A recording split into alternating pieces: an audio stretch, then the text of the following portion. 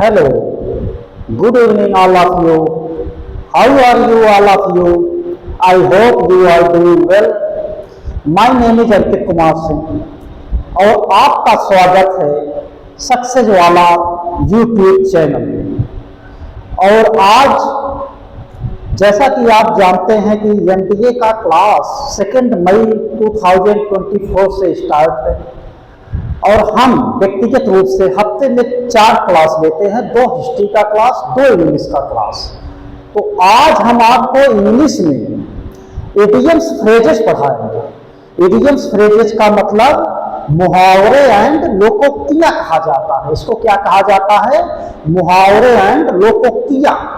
और मुहावरे and लोकोक्तियां idioms phrases NDA के एग्जाम में काफी ज्यादा इंपॉर्टेंट है, क्योंकि 5 क्वेश्चन तो डायरेक्ट इससे पूछे जाते हैं जैसा कि आप जानते हैं, और 10 क्वेश्चन इसी के ऊपर डायरेक्ट और इनडायरेक्ट इससे रिलेटेड रहते हैं।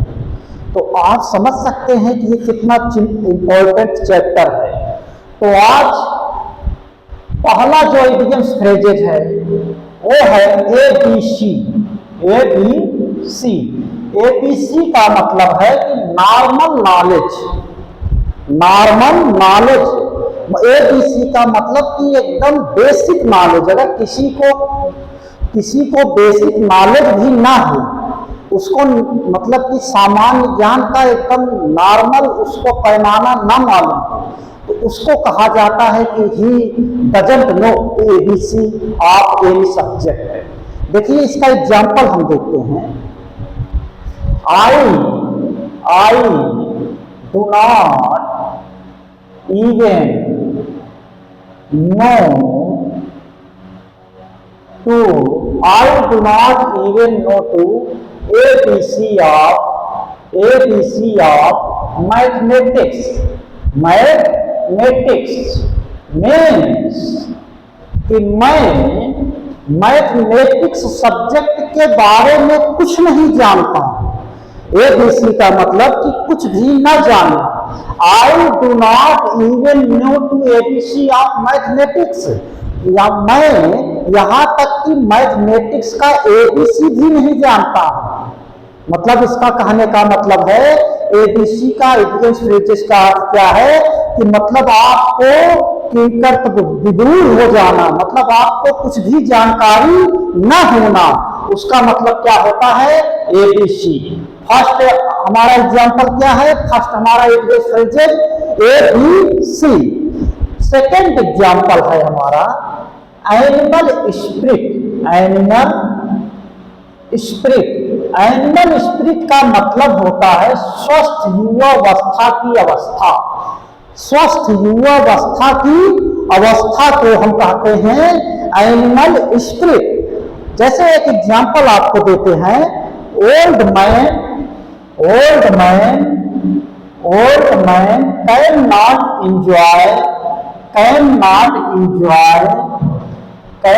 enjoy of animal spirit.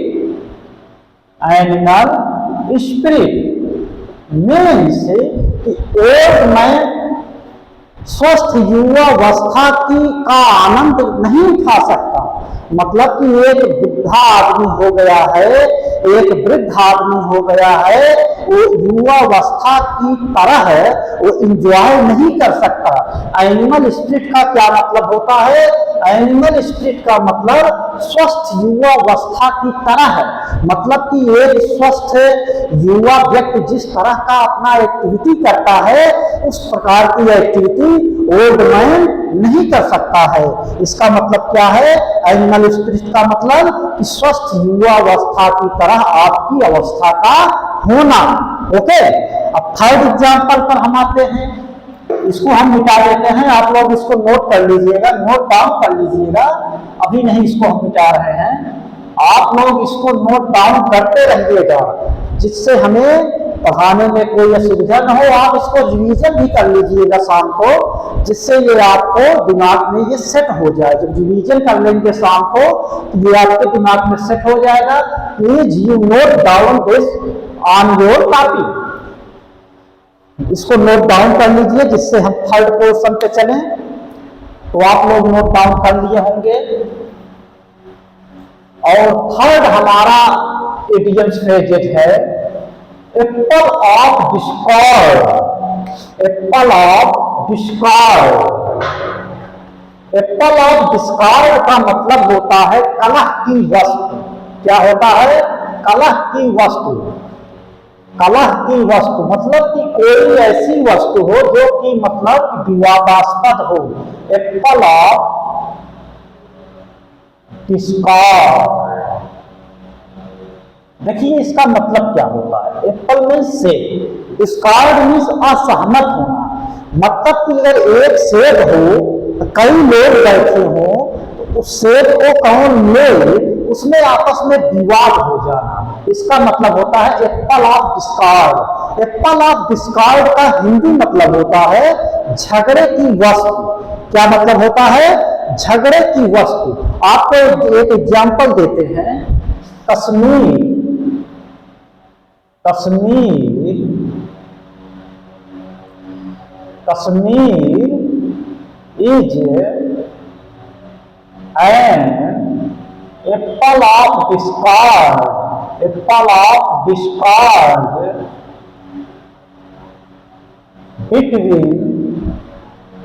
between India and पाक।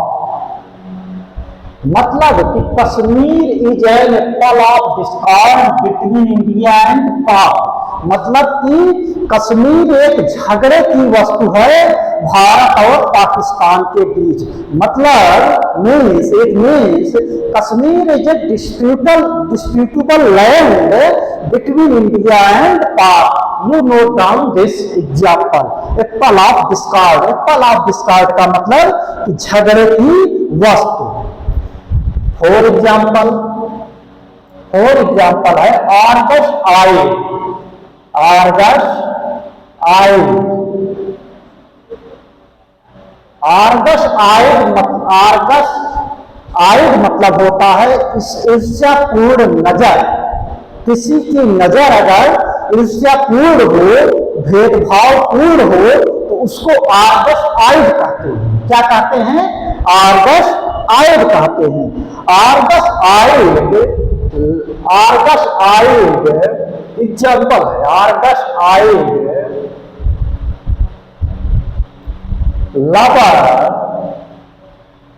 Lover washed her everywhere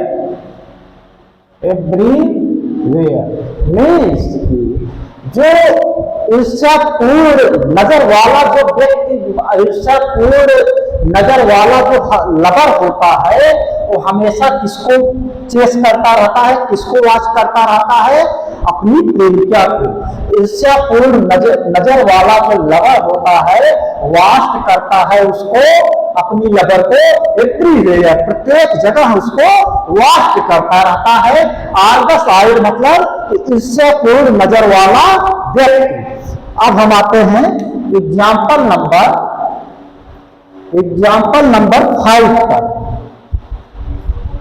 example number 5 पर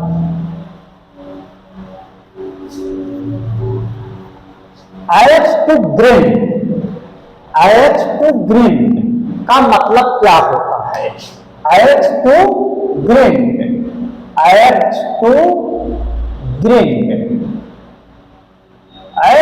ग्रिंड का मतलब होता है कि अपना स्वार्थ सिद्ध करना। किसी भी तरह अपने स्वार्थ को सिद्ध करने को ही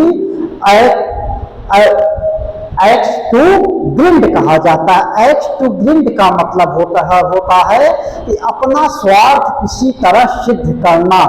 many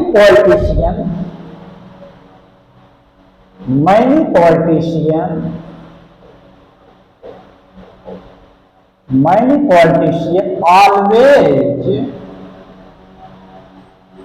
have to attempt to own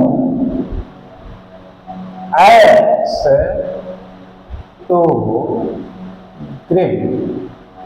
कि बहुत पॉलिटिशियन, बहुत राजनेता ऐसे होते हैं कि जो अपने स्वार्थ की सिद्धि करने के लिए हमेशा प्रयासरत रहते हैं। कि मतलब इसका मतलब है many politician always have to attempt to own act to bring, कि बहुत पॉलिटिशियन, बहुत राजनेता ऐसे होते हैं कि जो अपने स्वार्थ को सिद्ध करने के लिए हमेशा प्रयासरत रहते हैं, हमेशा अटेम्प्ट करते रहते हैं। इसको क्या कहते हैं?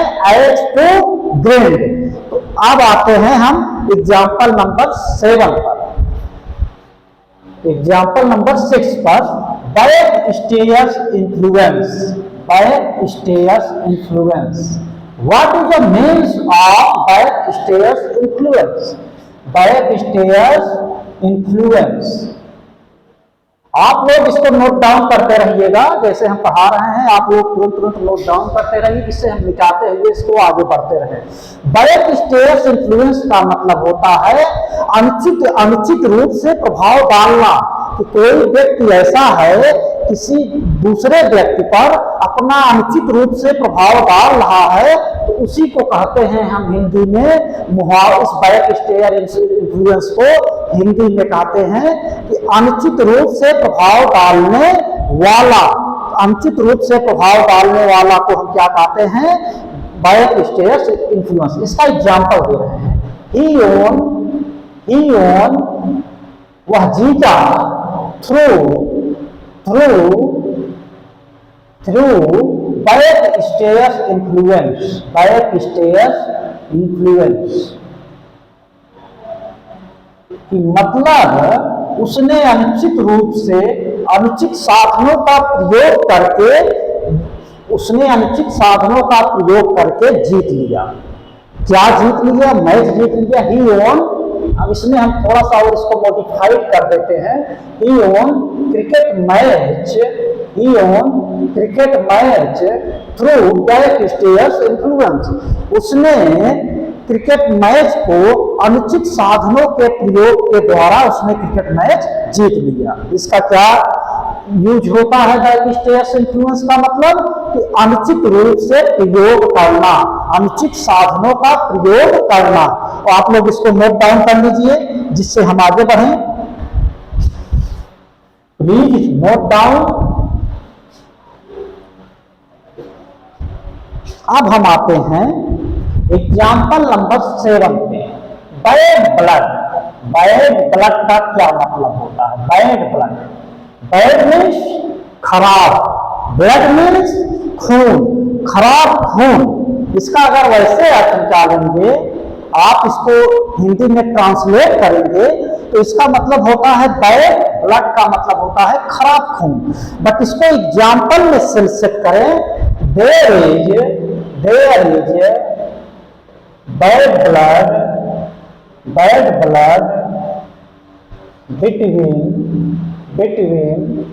between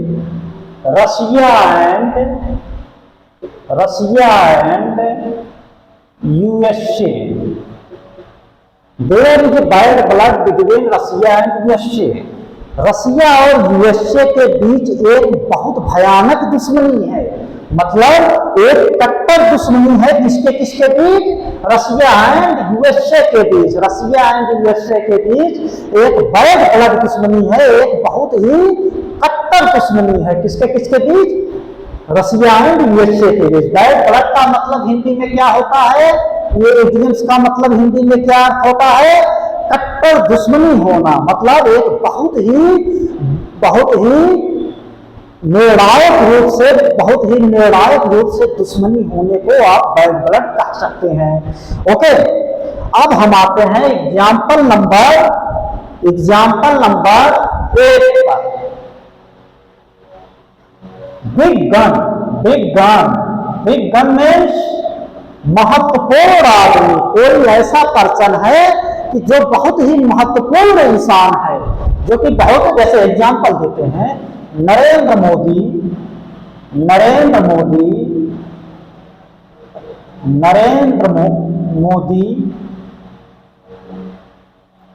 is big gun in current world politics. Current world politics. Narendra Modi is big gun in current world politics, मतलब कि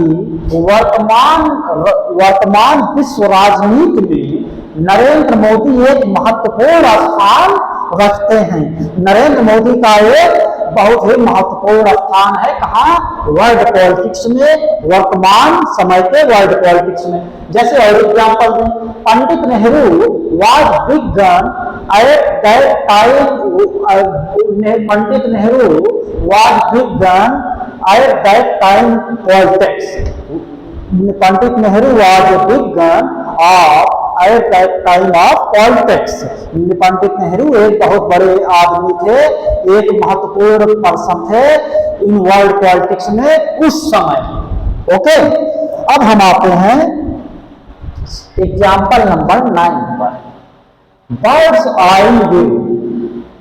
birds eye view, birds eye view का मतलब क्या होता है?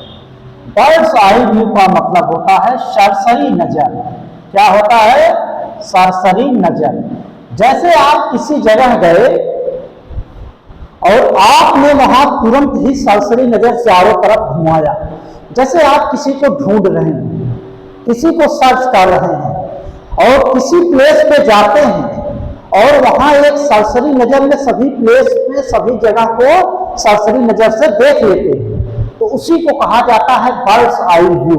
बर्ड्स आई मतलब चिड़ियों की आंखों की तरह देखने वाला, चिड़ियों की आंखों की तरह देखने वाला।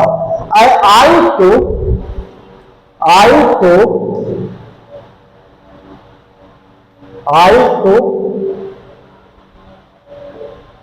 ए bird's eye view of every place. I took a bird's eye view of every place. मैंने प्रत्येक जगह को प्रत्येक जगह सरसरी नजर से देख लिया। मैंने प्रत्येक जगह सरसरी नजर से देख लिया। मतलब बर्ड्स आई व्यू का मतलब क्या होता है? सरसरी नजर से देखना। ओके, अब आते हैं example number 10। Black ship. What is the means of black ship? Black ship का क्या मतलब होता है? ब्लैक शिप का मतलब होता है एक नीच व्यक्ति, एक ऐसा व्यक्ति जिसका कोई कैरेक्टर ना हो, जो कैरेक्टर लेस हो, उसको क्या कहते हैं? Black sheep. उसको क्या कहते हैं? Black sheep. There is a black sheep, there is a black sheep, there is a black sheep in every society. प्रत्येक सोसाइटी में, प्रत्येक समाज में नीच तरह के व्यक्ति रहते हैं। प्रत्येक सोसाइटी में, इन एवरी सोसाइटी में नीच टाइप के व्यक्ति विद्यमान रहते हैं, उनका अस्तित्व बना रहता है। इसका मतलब ब्लैक शिप का मतलब क्या है?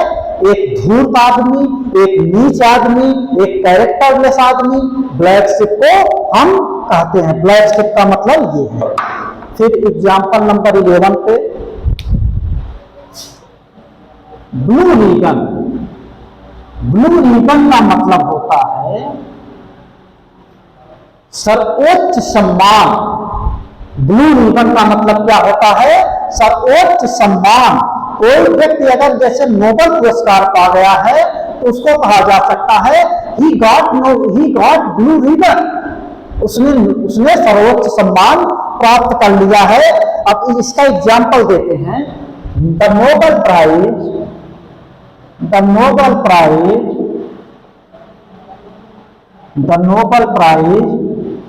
Is blue ribbon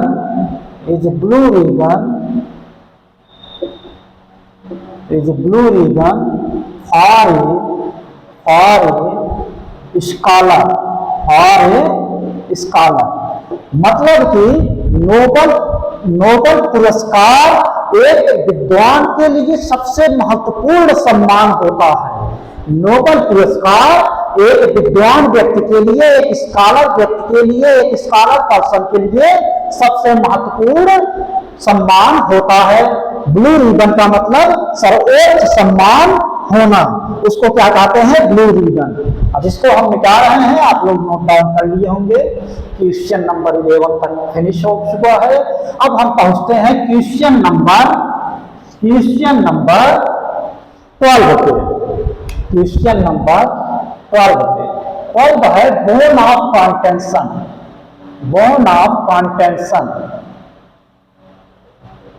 bone of contention. Bone of contention का मतलब होता है झगड़े की वस्तु। झगड़े की वस्तु, इसका एग्जाम्पल देते हैं। Kashmir is bone of contention. Bone of कॉन्टेंशन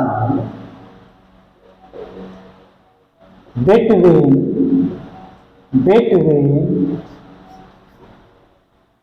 India and Pak. Kashmir is a bone of contention between India and Pak. मतलब कि कश्मीर एक झगड़े की वस्तु है भारत और पाकिस्तान के बीच। बोन ऑफ कॉन्टेंशन का मतलब, बोन ऑफ कॉन्टेंशन का मतलब कि कोई वस्तु बहुत ही झगड़े की है। अब आते हैं example number 3, bosom friend. Bosom BOSOM friend FRIEND। Bosom friend का मतलब घनिष्ठ मित्र, एक क्लोज फ्रेंड है। जैसे इसको एग्जाम्पल में कैसे यूज करेंगे? Jagdish is my bosom friend. Jagdish मेरा घनिष्ठ मित्र है। जगदीश मेरा घनिष्ठ मित्र है। इस प्रकार आप इसको यूज कर सकते हैं। फिर से एग्जाम्पल नंबर आ जाएगी 14। Example number 14, capital punishment. Capital punishment का मतलब होता है, मीन्स होता है मृत्युदंड। क्या होता है? मृत्युदंड। मृत्युदंड का मतलब कि किसी को उसके जीवन से विहीन कर देना, मृत्युदंड। ओके, अब जैसे हम आपको एग्जाम्पल देते हैं, capital punishment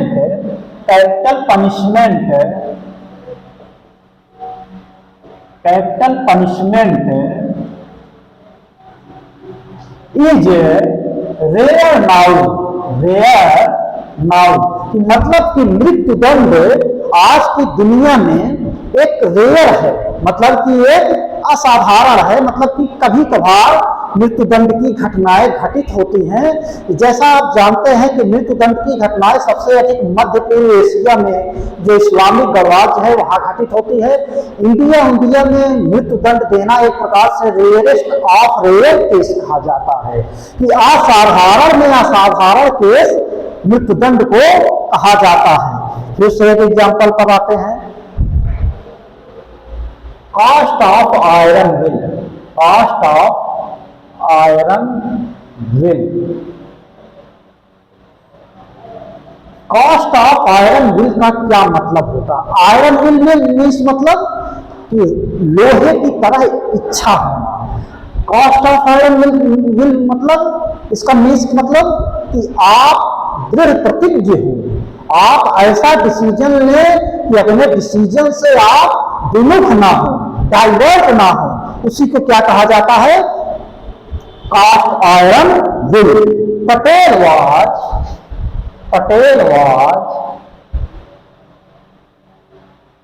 A man of cast iron.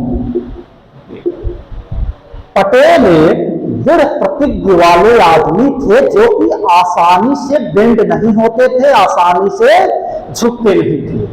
इस प्रकार आज 15 इडियम्स फ्रेजेज आपको हमने डीपली पढ़ाया, और इसी प्रकार हम आपको इडियम्स फ्रेजेज का एक्सरसाइज कराएंगे।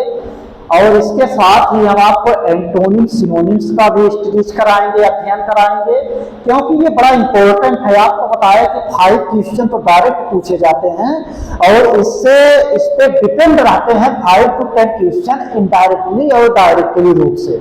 सो आज का क्लास हम यहीं फिनिश करते हैं और कल आपसे फिर मिलेंगे। सो धन्यवाद, थैंक यू।